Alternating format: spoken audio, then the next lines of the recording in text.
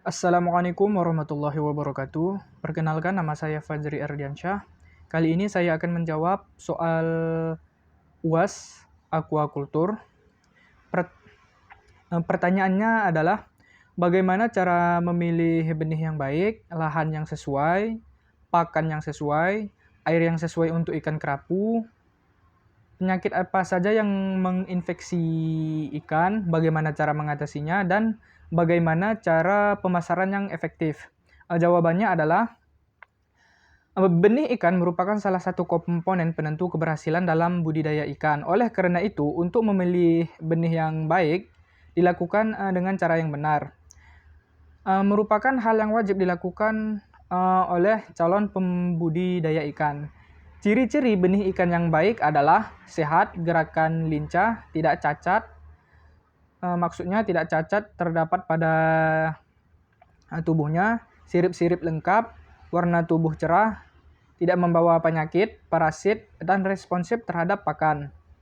Cara yang paling gampang untuk melihat ikan yang sehat adalah dengan cara melihat arah berenangnya.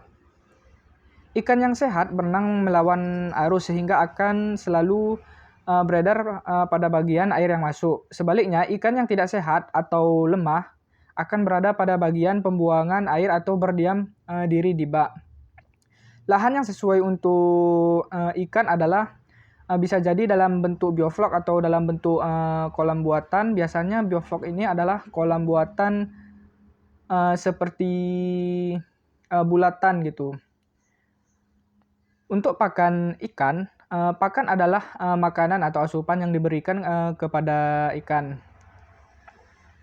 Pakan ikan yang paling baik adalah pakan yang mengandung kandungan protein, lemak, karbohidrat, mineral, dan vitaminnya seimbang. Hal tersebut harus diperhatikan mengenai pakan. Pakan tidak boleh disimpan lebih dari 2 minggu. Tempat penyimpanan pakan sebaiknya kering atau tidak lembab. Apabila pakan dibeli di pabrik, sebaiknya dipastikan pabrik tersebut harus memproduksi pakan dengan kualitas yang baik. Kualitas pakan dapat menentukan kualitas ikan. Pakan mempunyai peranan penting sebagai sumber daya energi untuk pemeliharaan tubuh, pertumbuhan, dan perkembangbiakan. Selain itu, pakan dapat digunakan untuk tujuan tertentu, misalnya untuk menghasilkan warna dan rasa tertentu. Fungsi lainnya diantaranya itu sebagai pengobatan reproduksi, perbaikan metabolisme lemak, dan lain-lain. Namun, pemberian pakan yang berlebih dapat membuat ikan menjadi rentan terhadap penyakit. Produktivitasnya pun akan menurun. Umumnya, pakan terbagi menjadi dua, yaitu pakan alami dan pakan buatan.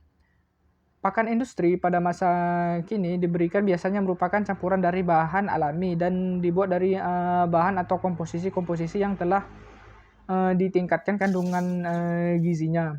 Pakan alami biasanya digunakan yaitu pakan alami Artemia dan cacing sutra. Air yang sesuai untuk ikan adalah air yang terbebas dari zat-zat kontaminan seperti amoniak, uh, lumut, maupun zat-zat lainnya. Dan kandungan DO atau disulfat oksigennya harus memenuhi standar agar ikan tersebut dapat bertahan hidup. Dan juga pH maupun lingkungan sekitarnya harus diperhatikan.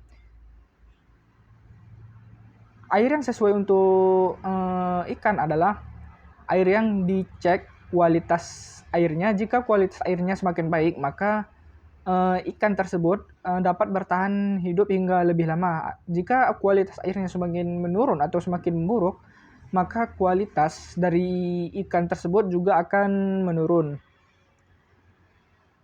Parasit merupakan suatu organisme yang hidup selalu bergantung pada inangnya, sekaligus merugikan inangnya yang ditempatinya. Adanya parasit pada tubuh inang akan berpengaruh terhadap inangnya apabila melewati batas toleransi.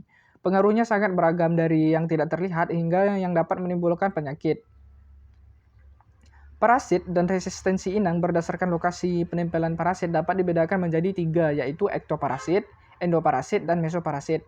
Berdasarkan hidupnya, parasit yang hidup di luar tubuh disebut dengan ektoparasit.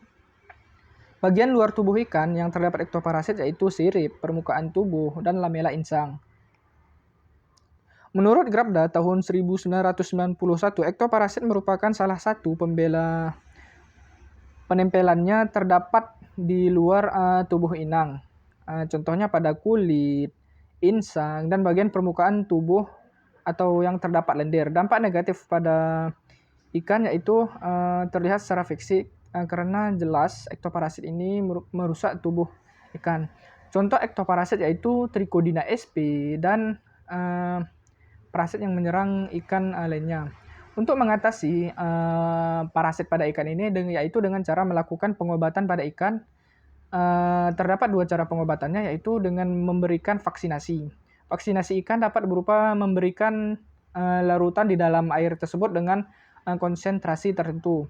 Adapun pemberian obat pada ikan yaitu dengan memberikan, ketika kita memberikan pakan kepada ikan, kita langsung memasukkan obat tersebut ke dalam pakan ikan tersebut atau dicampur dalam pakan ikan tersebut.